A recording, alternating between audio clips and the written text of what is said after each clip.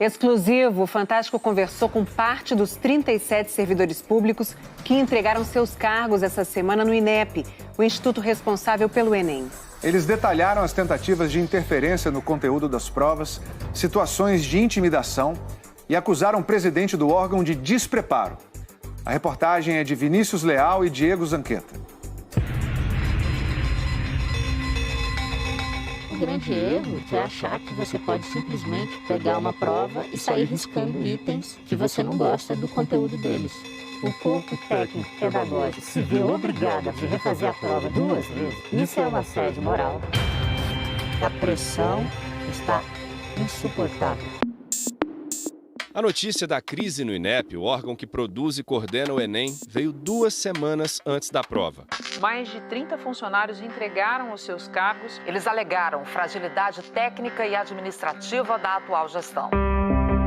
É neste prédio que a prova do Enem é elaborada todos os anos. 180 questões, 45 de matemática, 45 de ciências da natureza, 45 de linguagem e 45 de ciências humanas. Todas as perguntas são retiradas do Banco Nacional de Itens, formado por milhares de questões redigidas por professores escolhidos por edital.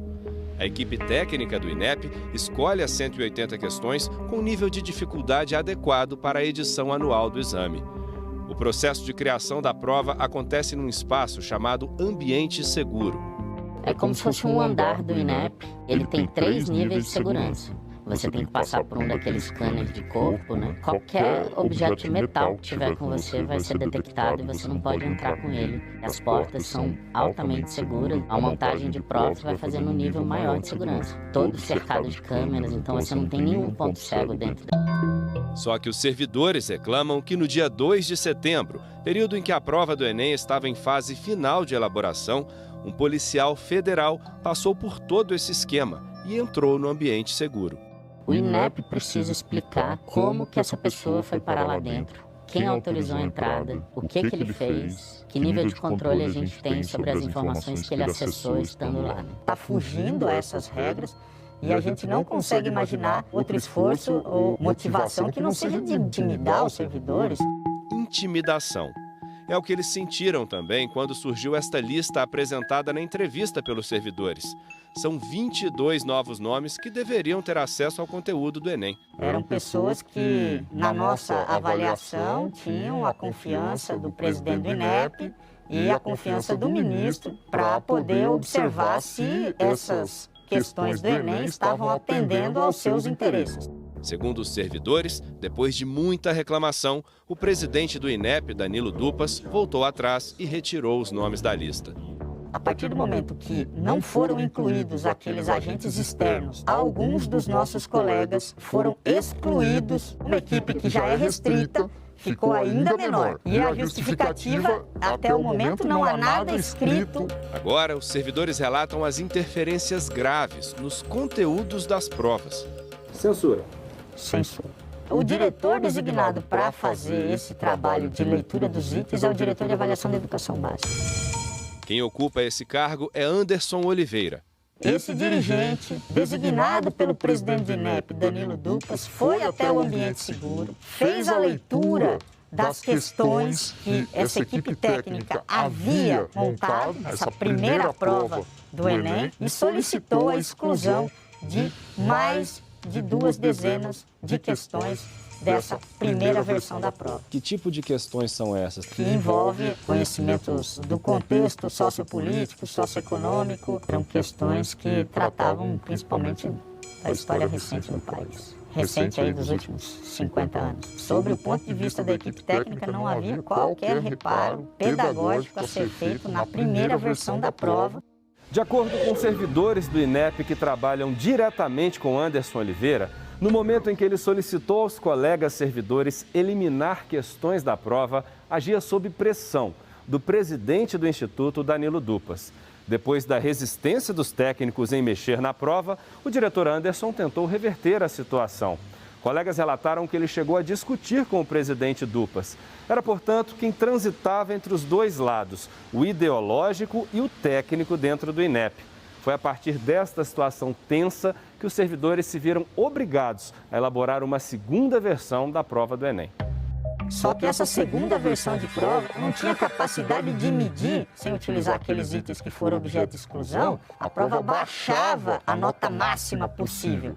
E isso ia prejudicar muito um conjunto substantivo de estudantes que disputam vagas de medicina, vagas de direito, de administração, em várias universidades que têm isso muito disputado. Enfraqueceria fortemente a capacidade da prova do Enem. E isso foi objeto de um terceiro movimento, de se fazer uma terceira versão de prova. Nesta terceira versão, alguns itens que haviam sido retirados da primeira prova voltaram para equilibrar o grau de dificuldade do Enem. Por que então toda essa interferência? Só o que me vem à mente é as entrevistas do ministro da Educação dizendo que queria ter acesso à prova do Enem. Em junho deste ano, o ministro da Educação, Milton Ribeiro, disse que abriu mão de ver previamente as questões do Enem para evitar que isso fosse interpretado como censura.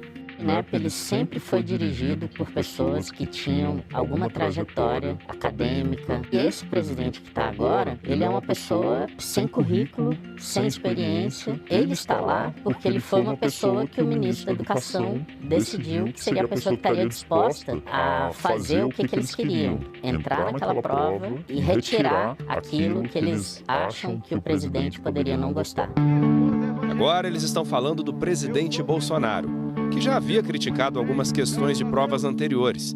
Em 2018, como presidente eleito, ele comentou sobre o desejo de interferir no conteúdo do Enem. Pode ter certeza, fique tranquilo, não vai ter questão dessa forma ano que vem. Nós vamos tomar conhecimento da prova antes. Bolsonaro se referia a uma pergunta inserida no contexto LGBTQIA+. Chega a ser chocante uma prova que ela não é da gestão atual. Ela não é do governo atual, ela é uma política de Estado para a população brasileira e por isso a nossa necessidade de estarmos aqui falarmos que essa prova é da sociedade brasileira e que ela deve ser defendida. Depois do pedido coletivo de exoneração de cargos, o presidente do INEP, Danilo Dupas, foi convocado na Comissão de Educação da Câmara dos Deputados esta semana para dar explicações. Não conseguiu. Gostaria de aprofundar melhor essa questão interna. É uma questão interna que eu gostaria de tratar internamente, inicialmente, para buscar uma solução de uma forma efetiva, sem causar um impacto negativo para a sociedade. A prova do Enem é domingo que vem. Dupas afirmou que ela está garantida.